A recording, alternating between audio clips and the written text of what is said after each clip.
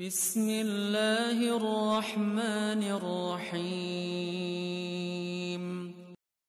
Sallallahu wasallam ala nabi sayyidina Muhammadin wa alihi wa sahbihi ajma'ina. Sallallahu wasallam ala nabi sayyidina Muhammadin. Assalamualaikum. Jangan lupa like, comment, and subscribe. Bye.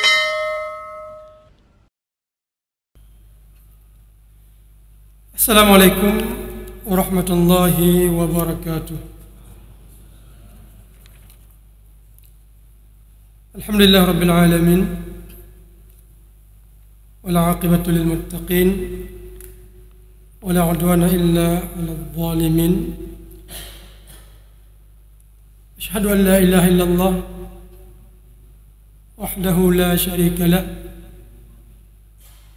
wa asyhadu anna Muhammadan abduhu wa rasuluh wa safiyyuhu min khalqihi wa habibu. Nashhadu annahu qad ballagha ar-risalah wa adda al-amanah wa nasaha lil ummah wa jahada fillahi haqqa jihadihi hatta ataahu al-yaqin wa tarakana 'ala al-mahajjati al-bayda ليلها كنهارها لا يزيغ عنها إلا هالك. اللهم اجمعنا به كما آمنا به ولم نره، وارزقنا حوضه، واسقنا من يده الشريفة شربة لا نظمأ بعدها أبدا. اللهم آمين. رب اشرح لي صدري ويسر لي أمري واحلل عقدة من لساني يفقه قولي. صدق الله العظيم. ثم أما بعد. Hadirin dan hadirat sidang jamaah salat subuh yang dirahmati Allah, bertemu kembali kita pada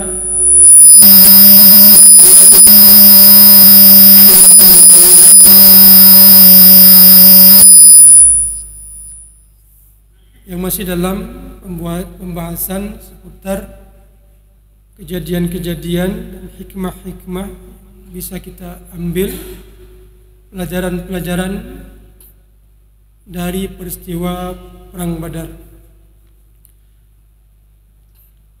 Hadirin yang dirahmati Allah, ada satu tindakan yang dilakukan oleh Rasulullah SAW yang mungkin kita bisa mengambil pelajaran dan contoh pada saat terjadi Perang Badar ini, bahwasanya Rasulullah SAW punya keyakinan bahwasanya peperangan yang akan beliau lakukan ini akan memperoleh kemenangan. Jadi kalau sesuatu yang kita lakukan yakinnya bukan dibuat-buat. Kita kadang-kadang meyakinkan diri, tapi yakinnya ini sudah masuk ke alam bawah sadar.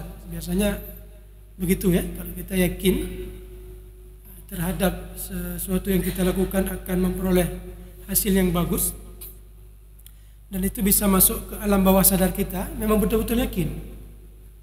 Bukan kita paksakan diri ini, bu yakin roh.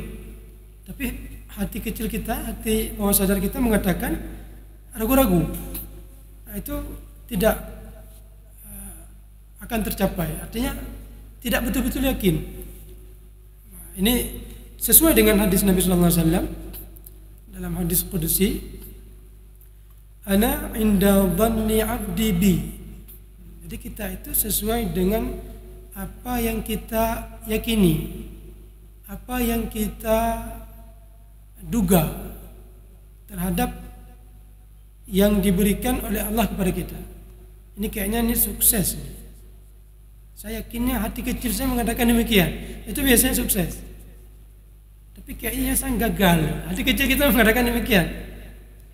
Dengan sebab apa kita meyakini seperti itu? Karena persiapan kita yang sangat kurang maksimal, sehingga kita meyakininya sang hana berhasil. Biasanya seperti itu. Jadi ketika keyakinan seseorang sudah masuk ke alam bawah sadarnya sukses, itu terjadi ketika sudah ada persiapan yang matang, sudah ada tim kerja yang valid, yang bagus, sudah ada kekompakan, sudah ada keyakinan, semua tim, semua pihak sudah mempersiapkan diri demikian rupa sehingga menghasilkan satu keyakinan. Dan ini yang terjadi dengan Nabi kita di Perang Badar. Padahal jumlah Rasulullah dan para sahabat cuma 313 orang. Jumlah orang kafir pada saat terjadi peperangan itu 700 orang. Tapi sebelum terjadi peperangan mereka sempat 1000 orang. 300 nanti kembali pulang. Dengan jumlah yang sangat sedikit hadapan dengan jumlah yang besar, dengan persiapan musyawarah yang sudah kita ceritakan pada pertemuan yang lalu, di mana Rasulullah menerima masukan dari kaum Muhajirin, Abu Bakar As-Siddiq, dari Umar bin Khattab, dan salah satunya dari Miqdad bin Amru yang mengatakan, imdi ya Rasulullah, ayo kita berperang ya Rasulullah, kalau engkau memang sudah melihat suasananya butuh untuk kita berperang. Wala naqulu kama qala Banu Israil li Musa, dan kami bukanlah orang yang seperti pengikut Nabi Musa, bukanlah seperti Banu Israil yang mengatakan kepada Nabi Musa, idhab anta wa rabbuka faqatila inna hahuna qa'idun.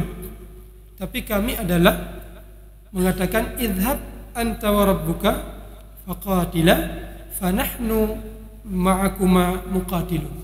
Pergilah engkau berperang dengan Tuhanmu dan kami ikut serta berperang juga bersama engkau ya Rasulullah.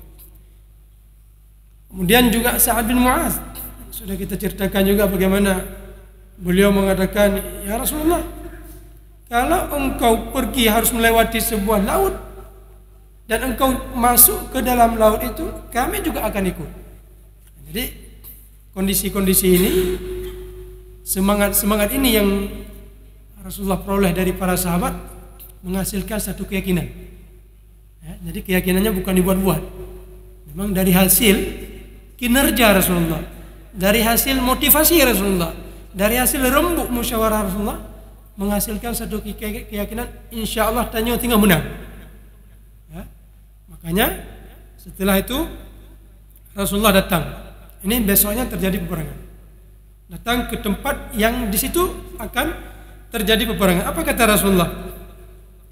Siru wa abshiru, ayo kita berangkat dan kabarkan berita gembira.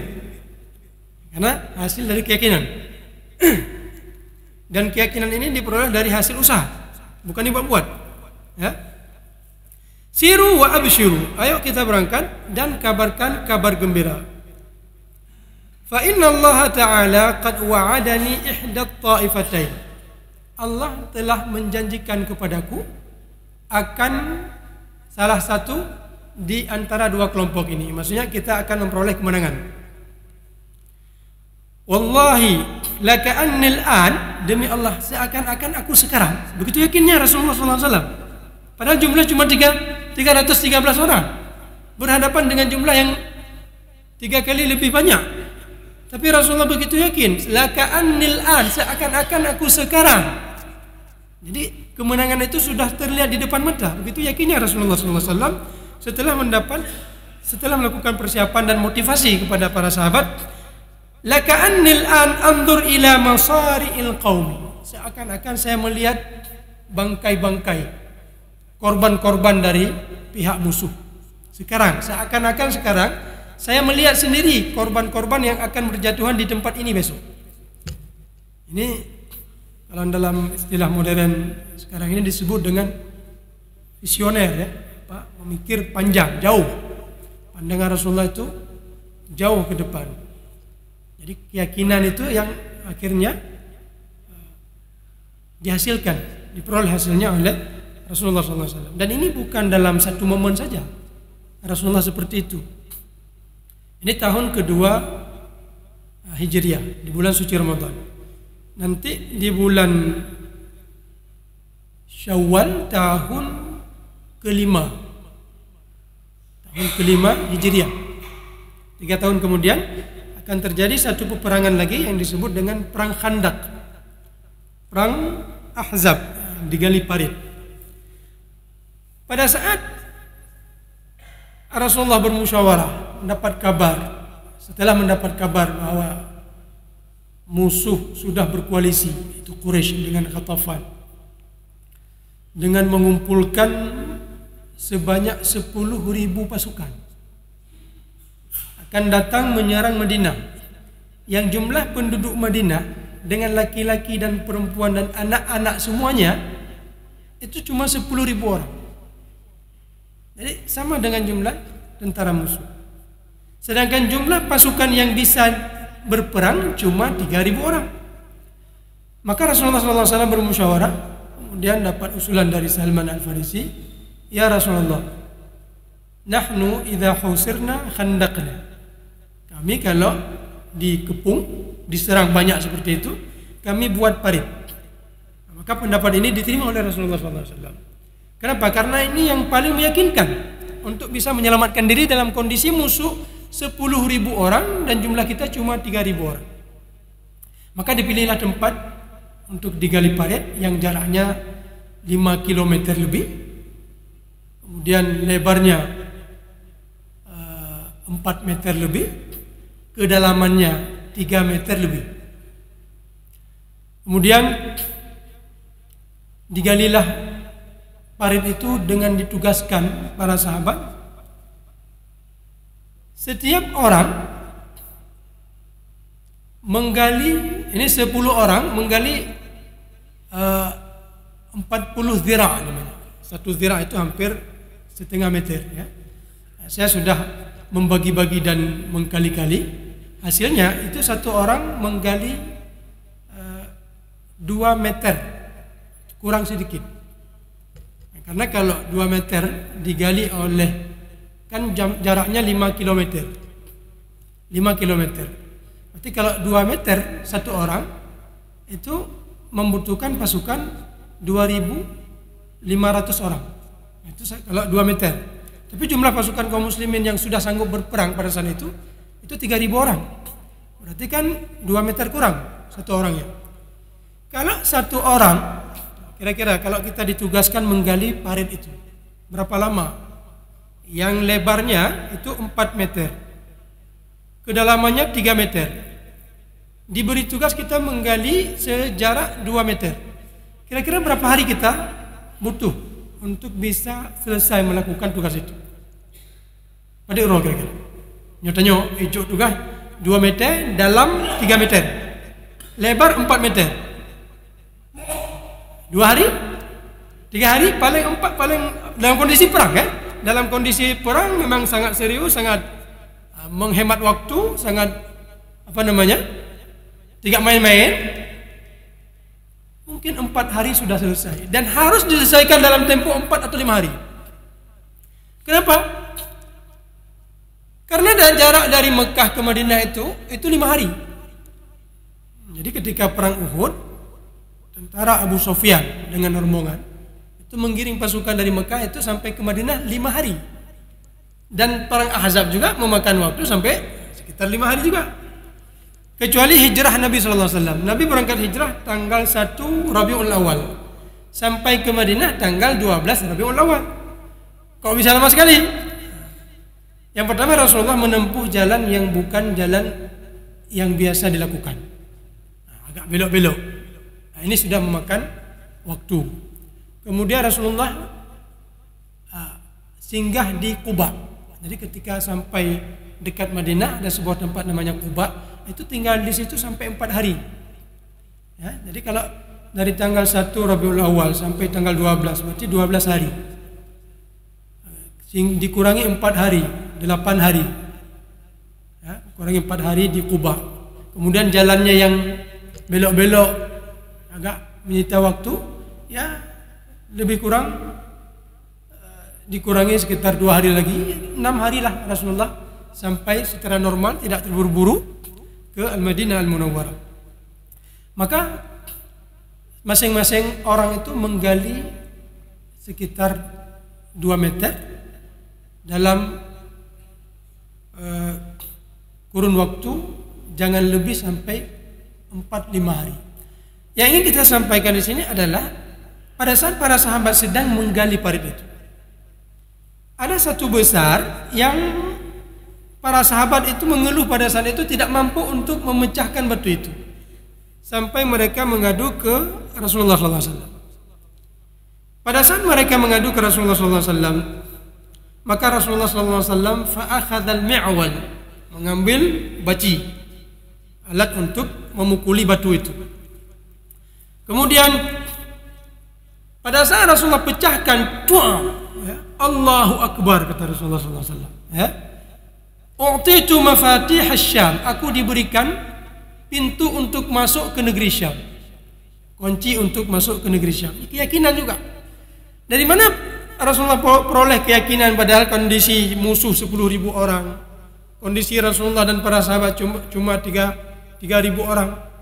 Dari persiapan itu, persiapan yang sudah matang, parit sudah digali, musuh nggak mungkin lewat. Ya, u'titu mafatihal Syam. Jadi keyakinan itu akan masuk ke dalam alam bawah sadar kita. Ini kalau kita manusia biasa, ya, ketika usaha kita sudah maksimal. Ini kalau Rasulullah SAW, kita akan menambah satu unsur lagi, yaitu Rasulullah seorang Nabi. Jadi wama yantiqu 'anil hawa in huwa illa wahyun yuha. Beliau tidak mengucapkan didorong oleh hawa nafsu, tapi apa yang beliau ucapkan itu adalah semua wahyu dari Allah. Tapi yang perlu kita contohkan di sini, ya, perlu kita contohkan selaku kita umat beliau, selaku kita manusia biasa, persiapan ini. Laqad kana lakum fi Rasulillahi uswatun hasanah. Sungguh telah ada pada diri Nabi kita adalah contoh teladan yang baik. Jadi Rasulullah bukan berdoa saja, ya Allah tunjuk kemenangan, ya insyaallah saya yakin. Tidak seperti itu, tapi Rasulullah terjun ke lapangan. Rasulullah ikut menggali. Rasulullah memutuskan kita harus menggali parit ini supaya kita nggak bisa dikalahkan. Setelah usaha yang sangat maksimal dilakukan, baru Rasulullah memberi kabar gembira. Ya, u'titu mafatih Syam. Kemudian u'titu mafatih al-Yaman. Kemudian negeri Persia juga demikian. Baru Rasulullah beri kabar gembira ketika kondisi keyakinan sudah masuk ke alam bawah sadar.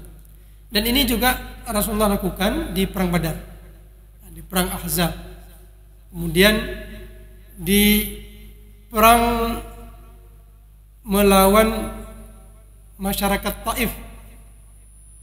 Pada saat terjadi peperangan dengan masyarakat Taif, setelah dikepung lebih kurang 1 bulan, tapi tidak ada hasilnya. Bahkan musuh menyiram para sahabat dengan air panas, nggak ada hasil, susah kali. Kemudian Rasulullah bermusyawarah. Setelah bermusyawarah, ada salah seorang sahabat yang bernama Naufal bin Muawiyah mengatakan, ya Rasulullah, saya melihat orang Taif itu ibarat tha'lab fi juhrin, seekor serigala, atau ya serigala, sejenis serigala itu yang berada di dalam sebuah lubang. In aqamta alaihi akhadtahu. Kalau kita menunggu sampai dia keluar, kita insyaallah akan dapat. Wa in taraktahu lam yadurruk. Kalau kita biarkan dia pergi, juga enggak akan memudaratkan kita. Maka Rasulullah menerima usulan ini. Betul juga ini. Nyuta prahino sampai bertahun-tahun, insya Allah kita akan dapat.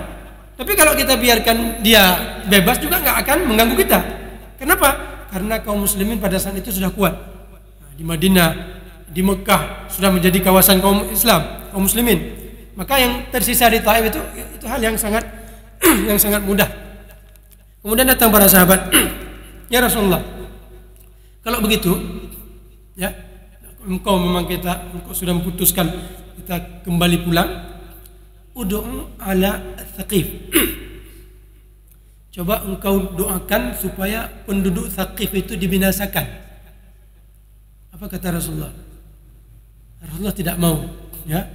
Bahkan Rasulullah Allahumma hadi Thaqif wa'ti bihim.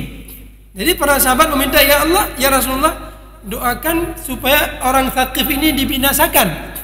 Karena orang Thaqif ini tidak mau beriman kepada engkau, dan dulu orang Thaqif ini pernah menyakiti hati Rasulullah SAW dengan perlakuan yang paling menyakitkan.